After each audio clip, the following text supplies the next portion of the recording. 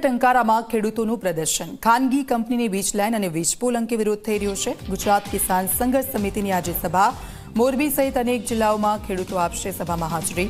ટંકારાથી 100 થી વધુ ટ્રેક્ટર સાથે આ રેલી યોજાશે અને રેલી બાદ કલેક્ટરને આવેદનપત્ર અપાશે। મારે વીજ થાંભલો પોલ આવે અમરાપર ગામમાં તમને શું અસર થશે અન્યાય છે? અમને કાંઈ આ પોલ બાબતનું કેટલું વળતર આપવું એ કાંઈ આપ્યું કીધેલ નથી। તમારી માંગણી શું છે?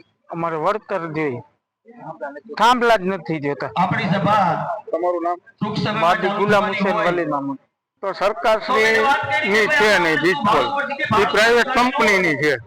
તો કંપની એવી તાનાશાહી શું કામ કરે છે કે અમારી માલિકીની જમીનમાં બીજા એની ઈચ્છા પડે એમ પોલ પડી જાય તો એ યોગ્ય છે? તો સરકાર શું કામ ખેડૂતને સહકાર નથી દેતી? પહેલી વસ્તુ એ। બીજી વસ્તુ એ કે ખેડૂતની જમીન કે 40 લાખનો વીઘો હોય તો જંત્રીના ભાવના હિસાબથી તો એમાં કાંઈ હાથમાં નથી આવતું, અને 10 વીઘાનો સર્વે નંબર હોય તો આખી સર્વે નંબરની કિંમત કપાઈ જાય। સરકારને એવો સહકાર આપવો જોઈએ કે ખેડૂતને પૂરતું વળતર આપો, એની જમીનની કિંમત પૂરતી આપો અને પછી વીજ પોલનું કામ ચાલુ કરો। ખેડૂતની જમીનમાં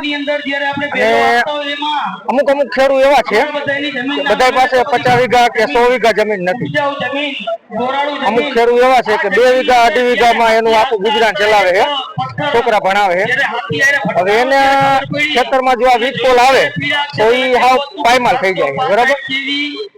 એટલે કરોડોની કિંમતની જમીન છે અને એ આ પચાવી પાડવા માંગે છે તાનાશાહીથી, અને પોલીસને બધા કાયદા કાનૂન સાથે રાખી ખેડૂતને દબાવવાની કોશિશ કરી રહ્યા છે। તાનાશાહીની સરકાર છે જે ખેડૂતની બિલકુલ નથી।